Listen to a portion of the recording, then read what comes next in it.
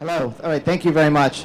So, yeah, transportation and transit especially is fundamental to any city, especially New York. Cities could not function without it. So we have a great panel today, a esteemed panel to talk about the different issues within mobility and its challenges to growing and expanding transit. Like if you're in New York City, you know how long it took to build the part of the Second Avenue subway that we have today. It was about 90 years in the making.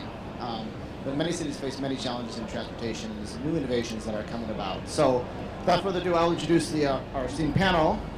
Rachel Haot, she's the Executive Director of the Transit Innovation Partnership in New York.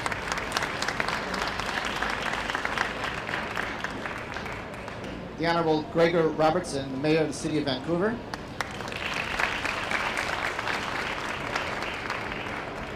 Gregory Beck from the transportation industry at Hitachi.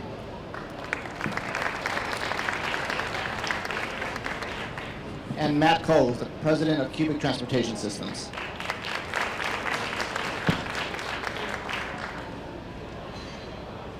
So I'm going to let each person introduce themselves. My name is Mark Zannoni, and so as introduced, I'm the Research Director for Smart Cities and Transportation at IDC. So I've been in the transportation business for about 25 years, looking at all different modes of transportation and research and technology in transportation. And I started my career here in New York at the New York City Transit Authority, where I worked in different departments. Thank you. Can you hear me? Yes? Good morning, everyone. Thanks, Mark. It's great to be here and see a lot of familiar faces. My name is Rachel Haot. I'm the Executive Director of the Transit Innovation Partnership. And because it's new, I'll quickly tell you what that is. It's a public-private initiative of the MTA and the Partnership for New York City. Our mission is to make New York a global leader in public transit, and primarily we do that by leveraging private sector expertise. Prior to this, I was Chief Digital Officer for Mayor Bloomberg for 3 years and for Governor Cuomo for 2 years, and of course for the people of the city and the state of New York. And I've also worked with startups in heavily regulated sectors. Thanks. Good morning, everyone. Gregor Robertson, Mayor of the City of Vancouver on the west coast of Canada. Quick facts on our transportation realities. 2.5 million people, and we have the fastest growing ridership in all of North American cities. Right now, we're in the midst of about a $10 billion transit plan that we're building out across the region, roughly $1 billion a year. Over the next decade, and we are #1 in North America on car sharing, so car co-ops and car2go. We have a vast network of that in the city of Vancouver, and I think we're now the biggest city, at least in North America, that does not have Uber or Lyft or any of those guys. So we have a kind of a different array. We hit our goal in 2015, 5 years ahead of schedule, to have more than half of our people moving around in walking, biking, and transit. So over half does not drive around in cars anymore. We were trying to accomplish that by 2020, and we've done that ahead of schedule. So car use has been declining about 1% a year for over 20 years now in Vancouver, and all the alternative modes are on the rise. I'm Gregory Beck. I have 15 years of transportation experience, moving people and freight across land, sea, and even into space. I facilitate innovation for Hitachi's social innovation business. Social innovation is about looking across the immense portfolio of Hitachi technologies and products and solving large social problems and challenges that make an impact to people's everyday lives. You know, it truly is a business around making the world a better place. And hey everyone, I'm Matt Cole. I'm the president of Hrebek Transportation Systems. Hrebek's the provider of most of the major transit payment systems around the world, including the MetroCard here in New York, Venture in Chicago, Clipper in San Francisco, Compass in Vancouver, and Opal in Sydney, and so on and so on. I've been with the company 15 years, and I've been the president of the company for the past 3 years. Thank you. All right, thank you, everybody. So I'll get right to the questions. I'm going to ask each person one question each, and the rest of the panel can speak to it as well. So the first question is to Rachel, and this is about transportation network companies like Uber and Lyft and Juno. A lot of transit authorities initially saw these companies as threats to their operations, but now they're slowly beginning to work with them, cooperate with them, there was issues before about liability issues, whereas a transit agency didn't want to necessarily partner with the company because they don't know the driver, they don't know the safety of the vehicle. But now transit agencies are looking to partner with some of them. For example, Pinellas County in Florida was one of the first to partner with Uber on late night, low income transport. MBTA in Boston is partnering with the TNC for paratransit. So I was going to ask Rachel, where do you see the role of TNCs, transportation network companies like Uber and Lyft, in New York or in other places in their urban mobility?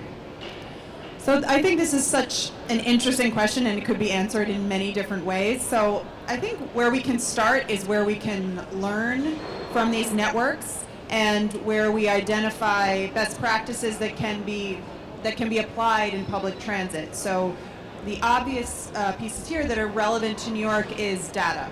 And understanding and being able to model and create the most efficient routes to get someone from A to B.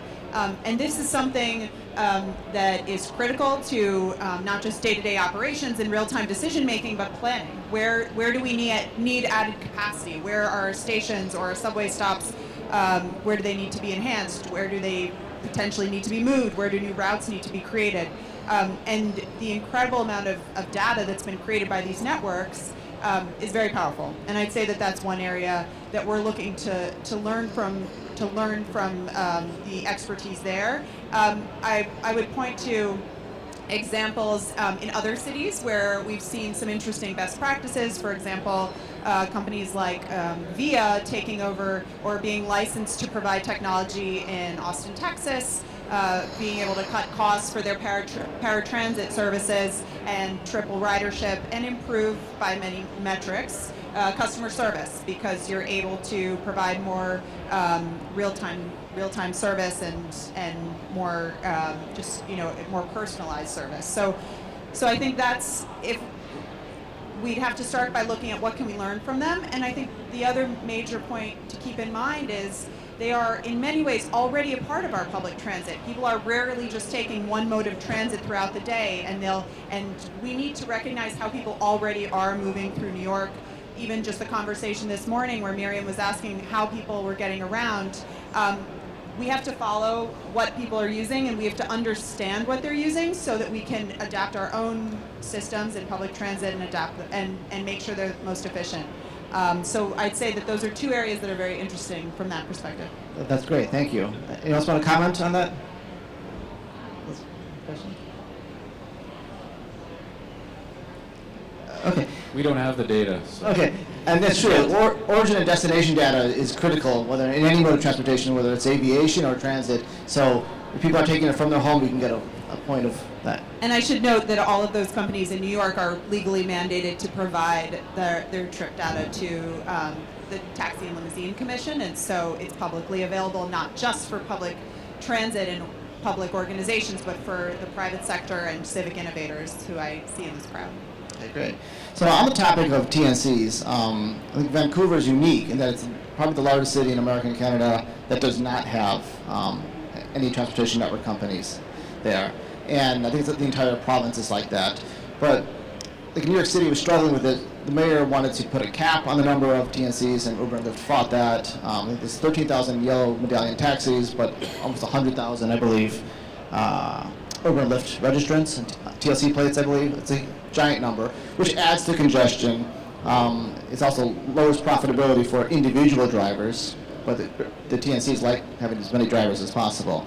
So my question to you, Mr. Mayor, is you've had the luxury of time, unlike other cities, just to observe what's been happening everywhere. In Johannesburg, there's been wars between Uber drivers and taxis, cars lit on fire, even people killed in Johannesburg. There's been riots in Barcelona and Spain and Paris over Uber and Lyft.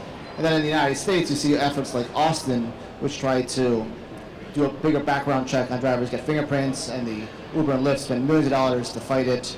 And the city had a referendum, and it passed for the cities to have the right to do better background checks on drivers.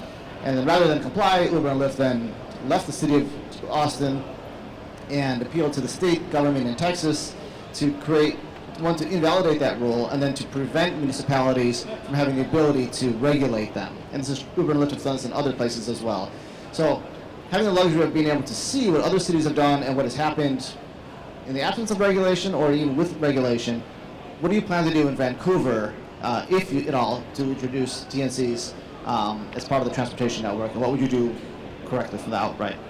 Yeah, in Vancouver, we don't control it. We've been waiting for our provincial government in BC to basically enable that platform to exist. And the only reason they've been able to do that where we are is that the provincial government controls the insurance in our province. So it's a public insurance, single pay, and they can basically, they won't issue any insurance for Uber or Lyft.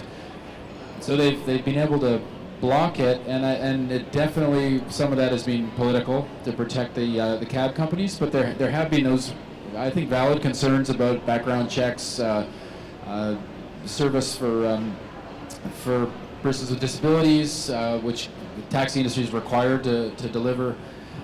So but basically what's been happening for now a year since the new government came in is a new assessment of the whole landscape and trying to create a level playing field for all operators, whether it's the existing taxi companies or the TNCs. And that's, I've been asking for this to happen for years because there's a lot of political pressure, and there's a lot of pressure from people who come to visit Vancouver. Tourists come and they're like, this is the dark ages. I can't access Uber or Lyft here. So we face some of the backlash of not having that service and opportunity, and people being frustrated by not enough cabs, or the taxi cabs have created apps and tried to integrate them with mixed success. They're just not quite as intuitive or slick as Uber and Lyft in particular. So it's been it's a mixed result right now, and I think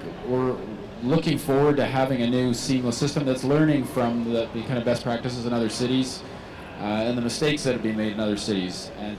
But it's a rapidly evolving industry at this point, and I think we're as a city, we have to put more focus first and foremost on walking and biking. Those are our number one and number two priorities for transportation. And did she ask how many people walked here? How many people did walk? There's a few hands. And how many people biked here? Okay. Well, that's that ties directly to land use decisions that we make as a city, and as does transit. So we've within our jurisdiction, we do everything that we can to manage those and to be very aggressive with walking and biking, because we have almost 100% control over those two. And that's been the frustration with dealing with TNCs and taxi industry, and we're caught in the crossfire, and it's been difficult. Right. I agree with the idea of cities being walkable first as the ultimate mode of transportation. Any other responses to that? Yeah, one of the things I would point out, this panel is called Moving the Masses, and I think one of the things we need to recognize about these businesses, who provide a great service, by the way. I came here in Uber, that's how I came here. But the occupancy of these vehicles is not high, and I actually think Vancouver's in a relatively good spot in the sense that they can actually plan how these companies are introduced into the transportation network in such a way that is complementary to the modes that do move masses, which is obviously the major one of which is mass transit. And Vancouver's got a great mass transit system.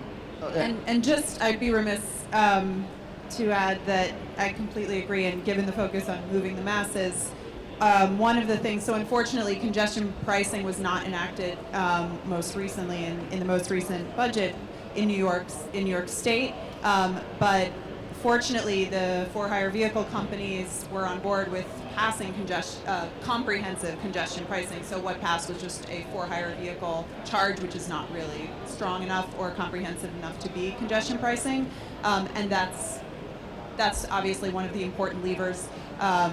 Potentially a revenue source, although that diminishes over time how successful it is, but also important for ensuring that massive numbers of people can move through. And for example, the shared mobility principles that Robin Chase, founder of Zipcar, has been propagating are important for thinking about future planning. Right. Yeah, Uber couldn't replace mass transit, although it can facilitate the use of mass transit and moving the masses, so you can take Uber to the transit, as opposed to getting in your private car and driving somewhere and then therefore completely avoiding a bus or a train. So we'll keep moving it forward. My next question is to Gregory Beck. So speaking of moving masses and mass transit, it's very difficult to develop new transit lines, and cost is a major inhibitor to building a new line, especially a rail line with fixed assets and tunneling and all that. So what do you see as solutions for, and there's also political will and there's other issues about installing more transit and developing more transit. So what do you see as potential solutions to getting more transit, to building more transit? Yes, so urban growth is exploding. We expect capacity to increase year over year, almost 35% for the next 3 to 5 years. So even if cost wasn't an issue, if we had unlimited funds, we can no longer solve these challenges in mass transit with concrete and iron. We can't just build new rail lines. We can barely maintain the ones we have today. And we can only put so many assets, so many locomotives, so many people movers out on the rails itself. So what do we need to do? We need to take a step back and look at how do we more intelligently use the infrastructure we have today. So that's increasing capacity on the networks by having more prompt trains and more frequent trains. And so as an operator or a transit, how do you do that? You have to invest in digital solutions, but that also comes with a cost. So how do you effectively do that? Well, the first thing is to invest in enablement technologies. Open your data. We've seen examples of that with MTA and others, but even more so, make that data available to everybody across the board. Invest in APIs. Make it easy for outside companies to invest in your infrastructure and find profitable business models that can leverage it to promote more growth and utilization. And with that, work with companies that can do co-creation. This is a journey that involves a lot of different players. No one transit can do it alone. MTA has a great example with their Genius Challenge, bringing companies together to find innovative solutions and then working with them hand in hand to build technology. You just can't go down to Walmart, pick off products off the shelf and deploy them and it solves the problem. These are unique problems, unique challenges to every city. They do have a lot of shared challenges and things like that, but the actual operationalization of the technology is unique to those cities and those needs. So you're going to have to work with partners, work with companies, both private and public, to solve those challenges together. Thank you. Yeah, something comes to mind with technology is taking the IRT and the Lexington line on the east side of Manhattan. The transit authority operates trains at 90 seconds, as frequently as they can during rush hour, and that's as fast as the signal system will allow. But when using technology with communication-based train control, for example, you can let trains get closer to each other, which allows the follower train to know where the previous train is, how fast it's moving, the characteristics of the track, and allows that second train to get as close as possible to that first train without going to having this violated safety emergency spacing. So as an example of using this existing infrastructure but using technology to increase capacity on a line. Anybody else want to comment on? Okay, so we'll go to another question. And this is from Matt from Cubic. So people are the latest trend in mass transit is seeing transit as mobility as a service, or it's not about a bus or rail authority or a ferry authority, but rather people just want to get from point A to point B, and they don't care who owns the system, who operates the system. They just care about getting from where they want to go. And one aspect of this is a fluid payment system, where you can use your single payment system on a yellow taxi or a train or an Uber. And so the question is, where do you see this? Are we there yet? Are we going there? What are your thoughts on this? I think we're on our way. If you think about what my business does, right, you think about some of our systems like the Oyster card in London or the Clipper card in San Francisco. I mean, basically what our systems do is they integrate the transit network in those cities through a single payment. It allows people to move and transfer between modes without having any added friction of needing to find another way to pay. And then obviously for the agency, it gives them the potential to create fare policies that cut across those modes. 7 years ago, we created a strategy called Next City, which is our kind of take on how technology should enable smart cities, in particular mobility in smart cities. And central to that is the concept of a single payment system. And so for the past 7 years, we've been working on it. We've started the journey. And we're now deploying technology that absolutely does this. And there's two major architectures in transit payment systems. There's what's called card-based systems. So the Clipper card in San Francisco is a card-based system. The card is the major piece of technology, and the back office is relatively light. And then there's the next generation of systems are called account-based systems, where most of the intelligence is on the server side. And obviously integrating other modes is much easier to do in that newer architecture. But even in cities like LA, where they have a card-based system called the Tap Card, which integrates 22 regional transit operators already, this year we'll be rolling out a mobile app and a suite of APIs that will allow that Tap Card and the Tap back office basically to integrate ride sharing, parking, taxis, and so on. And so that Tap back end and the mobile app attached to it will be the mobility as a service platform for the whole LA region. And then in other cities like in Vancouver, where the Compass card system's already on that account-based architecture, making those systems the mobility as a service platform will be much easier. And of course here in New York, we're proud to have the contract to deliver the next generation payment system for the MTA, and absolutely the architecture of that system will enable that to become the mobility as a service platform for the whole New York region. We're very excited about it. So that's great. Any responses to that?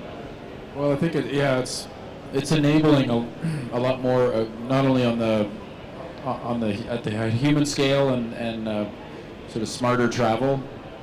When the single card system across a whole bunch of different modes and apps that can help to maximize how you get around and make it easier. It's the other side of this that we're grappling with in Vancouver is mobility pricing and trying, looking at systems around the world and marrying what we have for technology right now, but how do you get people to chip in more often, or user-based payment system that enables us to reinvest, because we've got, I look at the reinvestment required here in New York, and I think we're lucky. Our reinvestment is relatively modest, but we have 1 million more people coming in the next 2 decades, and we have to be building out our systems, and we have to be integrating it all better, and it's going to cost money. And people voted against a sales tax increase. We were able to fund a $10 billion package because we convinced the levels of government to all chip in. But it's been, the next phase of it is now framed as we have to figure out mobility pricing and transit-oriented demand, and we have to integrate all this stuff and be able to pay for the investment.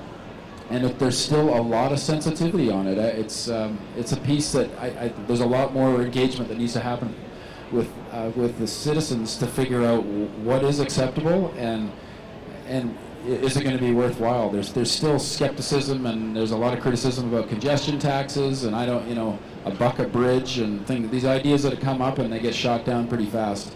And that's a bigger hill for us to climb, but certainly I think with the technology that's enabled now, I think there's an opportunity to connect all these dots and hopefully have good public policy and mobility pricing that does really dramatically improve the transportation network. There's a lot to dig into here. Just a few notes that this payments, it's really a proxy for creating a true user-centric experience of government. And this is something that every level of government, what I saw at the city, at the state, is grappling with and experiencing is how do you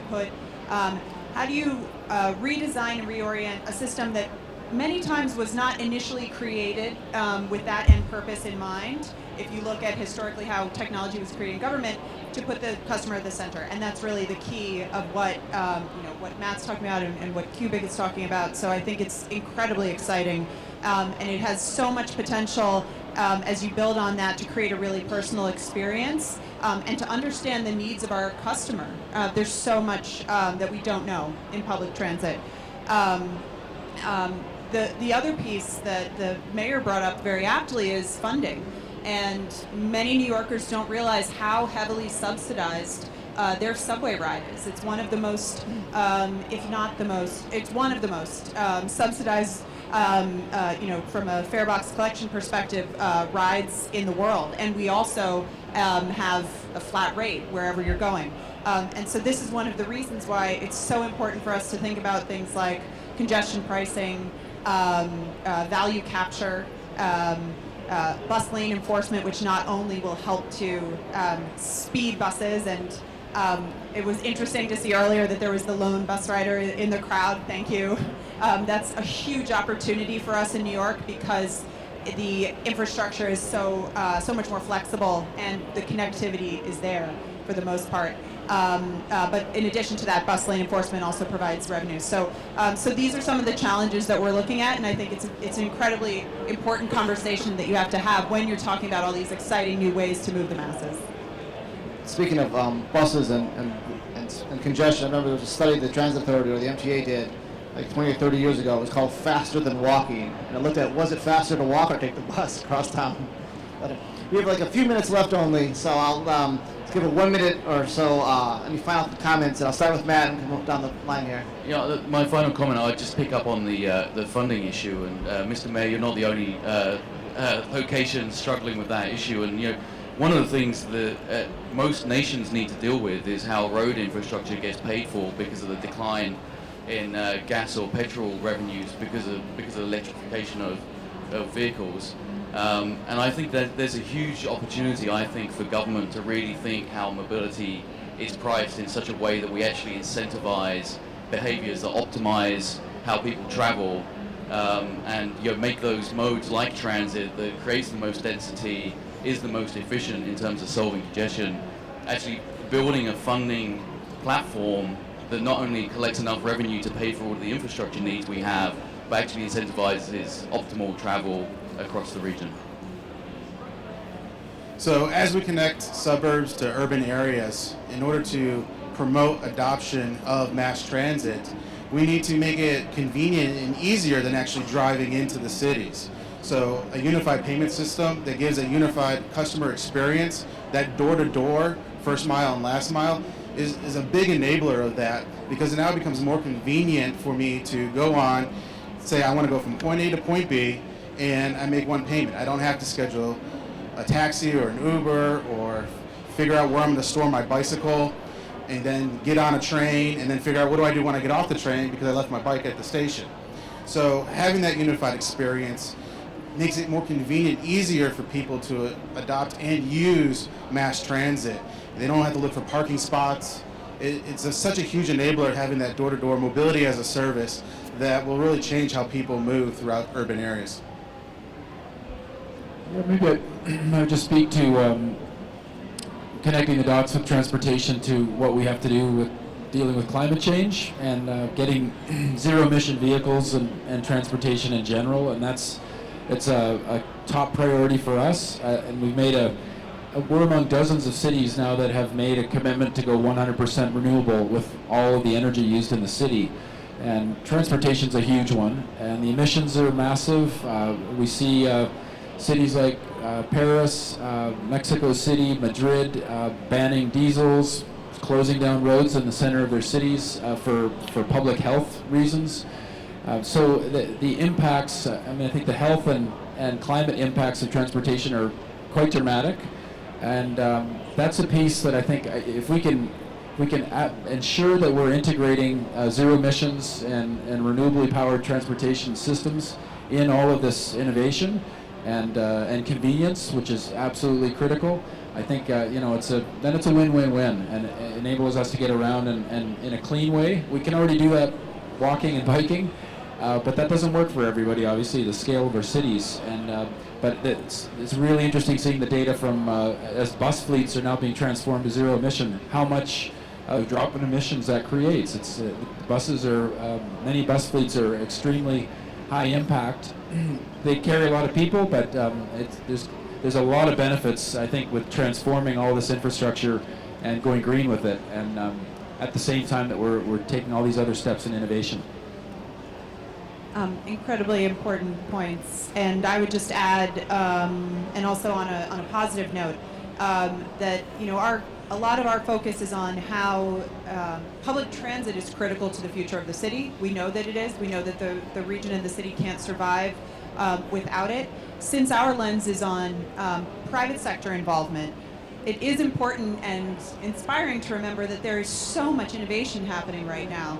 And on the one hand, we're looking at how do we get to where we really should be, where we need to be in terms of world-class public transit competing on the global stage, but also where do we want to be in 20, 30, 50 years? And everything from, how can we be leveraging drones to analyze our infrastructure? How can 3D printing be a part of, and additive manufacturing be a part of our maintenance processes and prototyping in the right situations? How can we be using machine learning to understand and predict what's going to happen on each line every time we make a routing decision? And not even to get into autonomous vehicles, connected vehicles, smart infrastructure, urban air mobility. It is exciting and dizzying to keep up.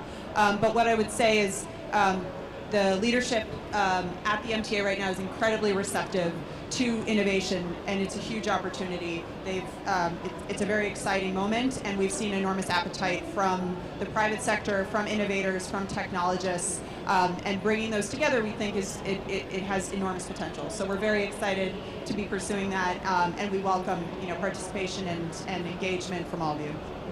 Thank you very much. Yeah, it's definitely a very exciting time in transportation and in cities and city development, with all the innovations coming along. I know we're out of time, but I want to thank everybody and thank the esteemed panel for speaking today. Thank you very much.